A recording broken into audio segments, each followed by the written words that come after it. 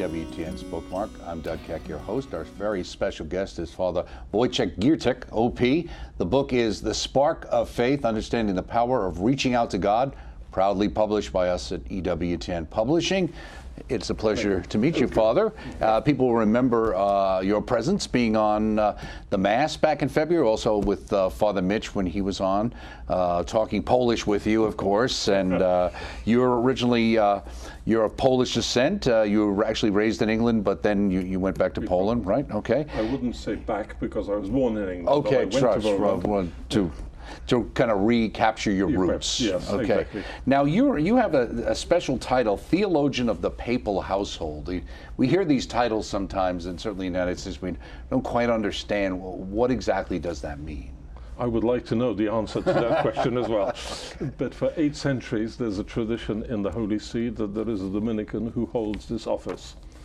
And the main task is to review, to look at the text of the discourses which are prepared for the Holy Father before the Pope gets them. Obviously, there are many speech writers depending on the subject matter.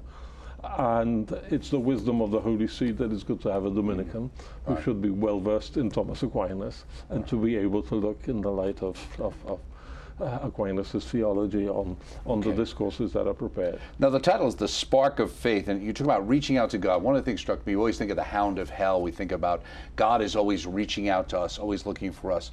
But is it our job to reach out to him as well? Well, we have to use the faith that we have. The Polish title of the book, I initially thought to name it in English, The Ignition of Faith. And basically the theme is the movement which is sparked by faith. And in the Polish version, I had a spark plug on the cover, which in Polish is the same word for a spark plug and a candle. And so I thought a book for the year of faith with a candle, how boring. Whereas a spark plug gives the idea of igniting the supernatural life in the soul, which we receive from God, but when we exercise faith, we bring alive the life of faith. Now, in the preface to this, to the English edition, you say this book was written with a pastoral intent. It was designed as a helpful tool for spiritual living out of the year of faith announced by Pope Benedict the 16th. And you say watchful readers may easily recognize the sources of my presentation. When somebody says has pastoral intent, what does that mean? Well, I didn't see this as an academic textbook for a university. I wrote this as a tool to help both priests and lay people who wanted to live out the year of faith that Pope Benedict declared. What does it mean? And what does it mean to live out faith? And my concern is more upon the virtue of faith rather than on the contents of faith. I don't discuss the creed, the articles of faith, the catechism.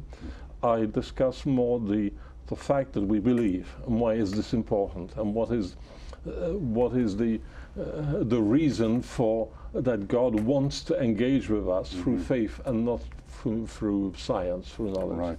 You say all theological thinking is located in some specific context. You say, I wrote the book in Polish, thinking about the needs of the average Catholic in Poland who is generally put off by academic theological works. Recently, while reading about Latin American theology, I noticed a similarity with Polish Catholicism. What is that similarity? Well, the idea that you're Catholic automatically just by the mere fact that you're born there. If you're Polish, you're Catholic. If you're Latin American, you're Catholic, which means that people treat their Catholicism as something obvious, something taken for granted, and something that doesn't need to be worked on, doesn't need to be developed. And so very often it's superficial and insignificant in their lives. Right. So there is a similarity here. You say little true thinking within faith and about faith and almost no concern for the deepening of faith's rooting in the soul. Then you go and say pastors are tempted to maintain religious traditions only in a mechanical way and to focus primarily on social and political issues. Well, I think that there is a similarity between the Latin American, both the theology of liberation and the theology of the people, with the idea of having the people around, keep raking them into the fold of the people of God, and also in the political sense, which was more leftist in Latin America with the theology of liberation, the idea criticized by Cardinal Ratzinger at the time, revolution first, evangelization next, afterwards. And in Poland, there's something similar, where all Poles are Catholics, and so automatically they think that's sufficient. And there are certain Catholic traditions which are lively in society, but to be deep in the faith, to grow in the faith, it means much more. You say, that is why in my book I'm trying to combat both the Gnostic elevation of reason above faith and the semi-Pelagian treatment of faith as a quality acquired through natural effort and in response to some externally imposed obligation. There's a lot to unpack there. Could you do that for us? Well, there's two moments. Maybe I'll begin with the second. Semi-Pelagianism is a heresy which claims, Pelagianism claims that you don't need grace, that you do everything by pure natural effort. Whereas semi-Pelagianism says we need grace, but the first step from unbelief to belief is a pure human effort, or the effort of the preacher who's to convince you, to come up with arguments, to force you to make the step from unbelief to belief. Now, this is wrong, because faith is a gift of grace. So it's not a question of forcing ourselves to believe and reducing the act of faith to a moral obligation, but using the graces that we've received at baptism, which are already there. I used the comparison of a program or a computer program which has been installed at baptism and ignored, and then suddenly you have to do something, and you discover the program's there. You don't have to install something new. You can bring it out. And that's something you feel in a lot of cases. I noticed in the book, the idea of the grace that you get through baptism. And then live it out. Just because it's not being actualized at the time doesn't mean it's not there. It's still there, even though it's forgotten. Whereas Gnosticism is the elevation of reason above faith.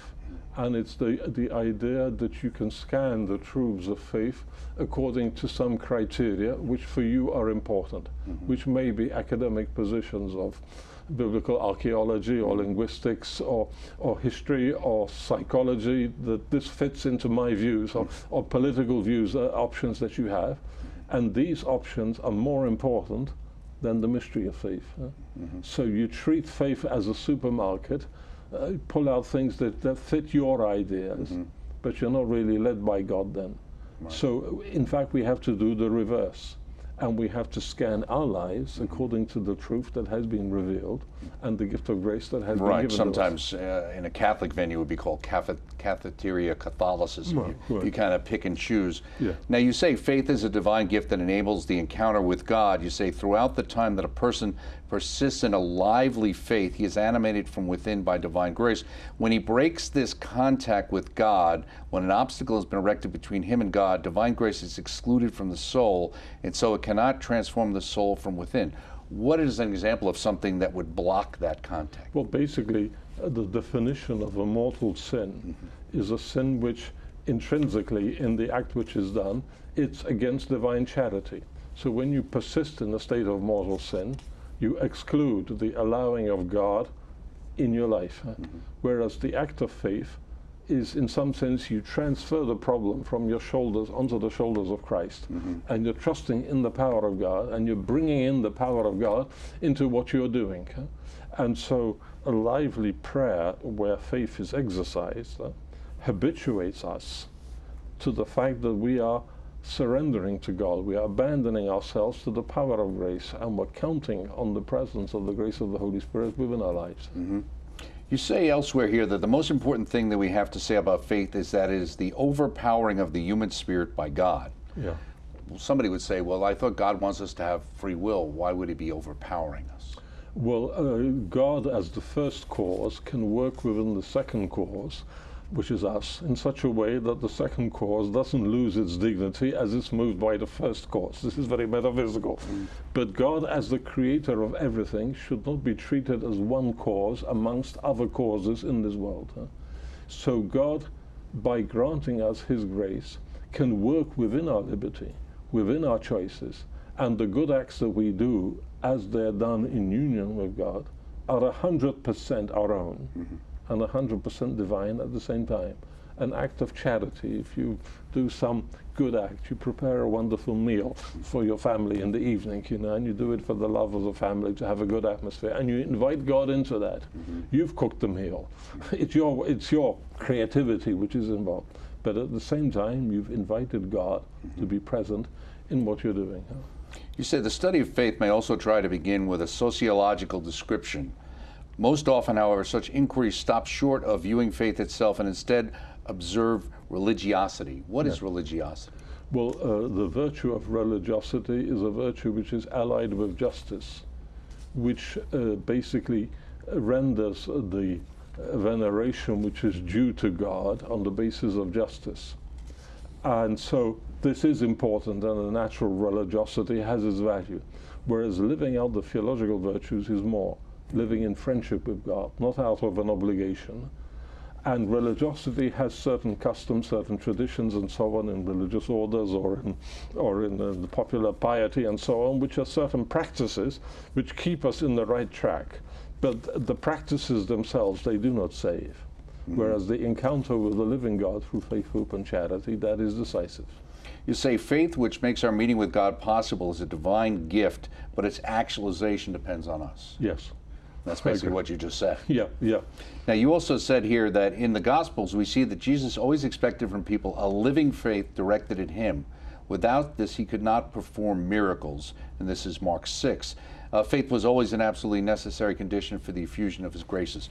You know, the Gospels are full of that. Huh? Right, yeah. So, I mean, that's always one of those people say, well, God could do anything. Why would it be dependent on people's faith whether he could do something or not do something?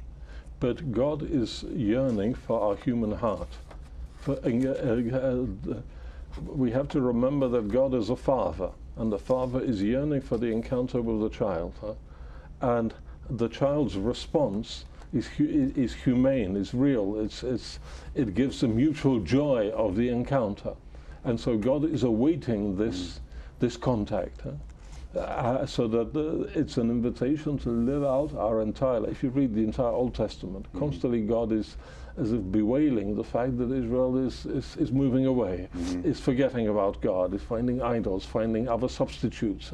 And God is pleading for the human heart to engage in a interpersonal relationship.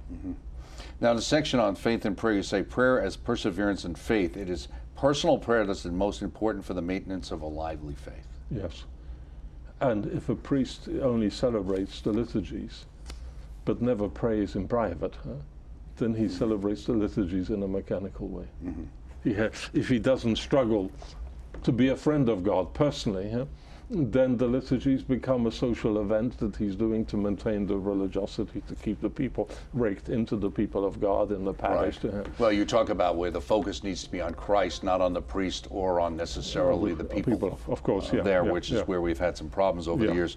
You say it's not surprising then that during the meditative prayer, various unwanted thoughts or themes may appear. When we face God, everything that is ungodly in us comes to the surface of the psyche. Why is that?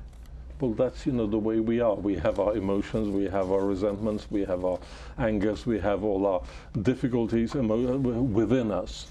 And when we come toward the divine, it's like when, I think John of the Cross uses the image, if you put unpured gold in the fire, everything which is impure comes out.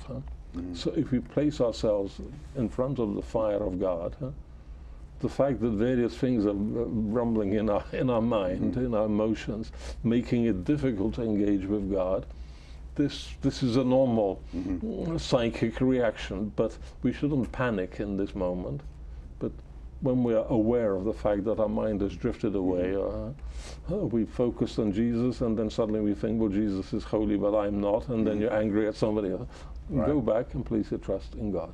And this is what all the spiritual masters were saying, return to God. Don't lose your focus. Don't try, but of course, and so if you have a half an hour of silence before the Blessed Sacrament, and 30 times you've it dawned on you that your mind has drifted away, and 30 times you've come back, 30 times you've told God that you love him. Right. Whereas if you had a psyche like one of your computers or radio, transistor radios, you turn it on and the music is beautifully coming.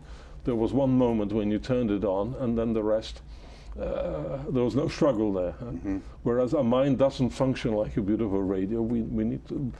We have to struggle to keep back. But as we grow in the life of prayer, we learn how to persevere in this.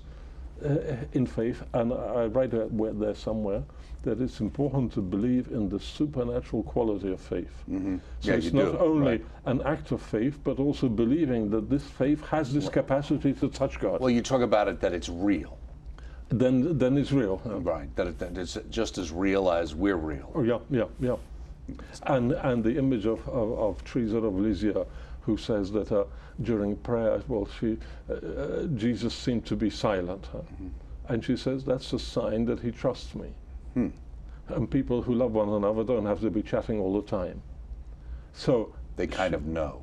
you can see an old grandpa and grandmother Right, sitting right. next to each other, and they're not saying any word, but they love each other, and Right, they're attentive to each other, but they don't say a word. Right. And so when she, as a young postulant or novice, was praying, she had the feeling Jesus is silent, he's not saying anything. But she didn't panic in this moment, but she said, this is a sign that he trusts me, that he doesn't have to be chatting.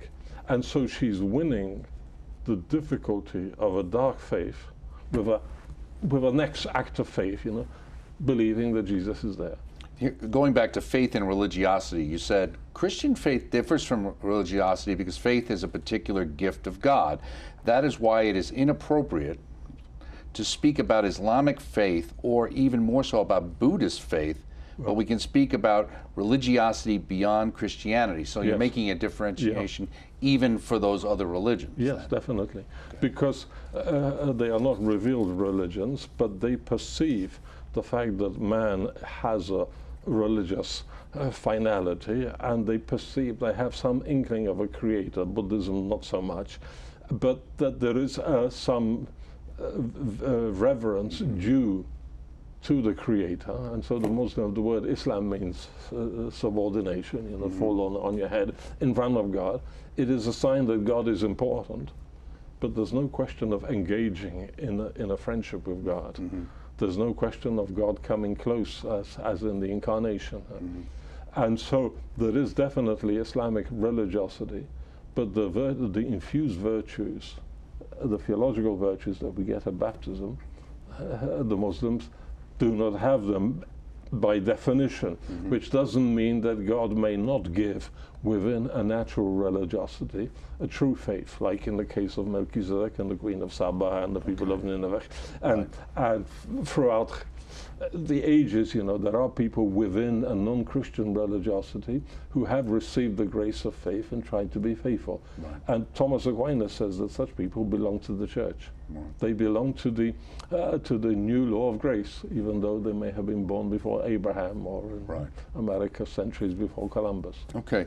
But it doesn't mean automatically that these religions saved, that exactly. we are saved always by the grace of Christ, which in some sort of anonymous way is also working in the souls. Right. The church is always faced with the challenge of purifying existing forms of religiosity. You say the sacramental liturgy, of course, is not the private property of the priest. It's subject to ecclesial authority. Is that an ongoing problem we have to deal I think with? it is an ongoing problem. If you think of the Feast of All Saints in Old English, All Hallows, and it's become Halloween. If you think how Christmas sometimes is a big shopping spree. So moments which have a profound religious significance have become superficial, have become completely deformed. And so this is a constant ongoing effort of the Church to ensure that the religiosity which maintains the life of faith, that is pure, that it's not, sometimes it's deformed for purely political reasons. If you have politicians who are present in liturgies and they're showing off, and that's more important for them than, and sometimes for people who are present, than the engaging with God. That's a manipulation of a religiosity. You have a whole chapter here says it is essential that the confessed faith be exact. You say some people would like to reduce faith to a simple obedience understood as a subservience of the mind to an imposed truth. Then you want to say that to subservience imposed authority. Right, that he only wants our will, meaning God, which is to be subdued and accept blindly that what is taught in the church. This was the accusation Calvin made against Catholics. Well, faith is located in the mind, so it is an extension of the mind towards the salvific truth. And it's not irrelevant what is the subject matter of the faith. That's why the church, we have the articles of faith, we have the catechisms, and we cannot substitute them by anything which happens to be a current fad. We have to ensure that the truths of faith, they keep us on the right track. Whereas claiming that all this is unimportant, you know, well then that's keeping people in an infantile situation. And so Calvin's critique was a critique of infantile Catholics who felt, well, it's not important, you know, what the church is teaching, you know, which on a pastoral level, dealing with uneducated, simple people, you don't begin by checking out simple people whether they're exactly precise about distinctions between various heresies, and that there is a true faith in them, and you have to respect that. But at the same time, you have to nourish their faith, and as they grow and mature culturally in various fields, they also need a nourishment for their mind. And it's not just a question of obedience to ecclesiastical authority. All right. You say some people deem that if the church has not spoken out on some issue, it is better not to think about it because it does not know how things are. But once the church has spoken, they claim that there's no point in thinking because everything now is clear. The result is that it's better not to think at all. Well, the fact that the church has clarified certain things, I think of the Marian dogmas, the Immaculate Conception of Mary and the... Which you mentioned in the book, right? You talk about and the Assumption. Right. Both of them together contain, these dogmas contain an answer to contemporary feminism, the reflection on the role of the woman eternally in heaven, and the role of the woman in the history of salvation. So these two dogmas, it's not that the church has announced them so we don't need to think. We can think, and we can look into and try to unpack them and see what are the implications, what are the consequences of the fact that this has been confirmed by the church, and how does this correlate with our contemporary dramas and ideologies and misconceptions that we're perceiving in society. And so we're invited to think. Right. You say the declaration of dogmas that grasp the truth of faith is a sign not of the church's narrow-mindedness, but of her pastoral concern. Exactly, and the leading of the mind towards the salvific truth.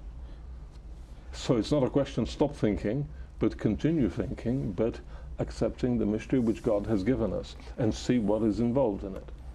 In a section you have which is called Growth in Faith, you say that since the supernatural life is real, it may happen that it dies out. Yes. Well, there are many people who ignore the relationship with God. You know, they become superficial. Okay, well, God is somewhere on a cloud, but I'm not interested. And they live out their daily lives completely oblivious of God, completely, you know, even though they are baptized. And sometimes the supernatural life is awakened in them when they're lying in bed dying of cancer, and suddenly it dawns on them that they can trust God and they can engage in God. And the important thing is that they die out of a love of God, handing themselves over in faith and trust to God. You say mortal sins kill the life of grace, but they do not necessarily kill faith. How does that work? Well, basically mortal sins kill charity, whereas God maintains faith and hope unless they are sins which are directly against faith. So direct atheism will kill faith. But the fact that somebody has committed a mortal sin, for example, in the sexual sphere, doesn't mean that he's an unbeliever. And faith, which is undeveloped but which is in the soul, is a point of departure for the renewal of the supernatural life and the restoring of the engaging with God. You say in the section Growth in Faith as well, and the purifications of faith, that charity enables befriending God, but he has to be the leading figure in the relationship. This does not always come about easily because sometimes other issues and people become idols that screen God. Yes. Well, charity is basically the grace of God which enables us to befriend God and to live out our life in friendship with God. But in this friendship, it's not we who are imposing things upon God, but we allow God to lead us. And sometimes we are tempted, you know, God, you have to do things my way. And so a part of the purification of faith is letting go of our own projects which we want to impose upon God. But it doesn't mean that we are not to have projects. We have to be responsible for life. We have to do things, but we have to accept that God is greater and that were counting on the power of God. And not getting caught up in the projects themselves. Because then otherwise we make idols out of the project. Projects themselves. Now, when you put this project together, now you wrote this originally in Polish? Yes. Okay. And what was the spark of writing this book? What prompted you to write this book? Well, years of reflection and meditation and teaching the theological virtues.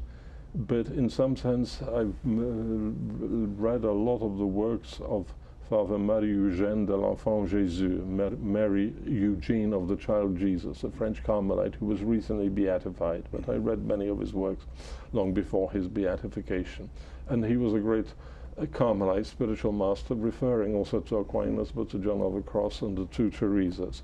And he was there insisting on the importance of faith. And so I learned that image of the woman in Capharnaum who touched Jesus with the hem of his cloak with her finger, and Jesus says, "Who touched me?" And that's the spark. That's the spark. When you touch God with faith, then you open up to the power of grace. Right. Very good. Well, so I thought this is important. Right. So hopefully this will spark some people to buy this book and get some more information. Thank you so much, Father. Great to be with Father Wojciech Giertych, OP. The book is The Spark of Faith, Understanding the Power of Reaching Out to God. Highly readable, available through our EWTN publishing and our religious catalog. Of course, EWTNRC.com is the place to find it. Join us next time right here on EWTN's Bookmark. I'm Doug Keck. Thanks.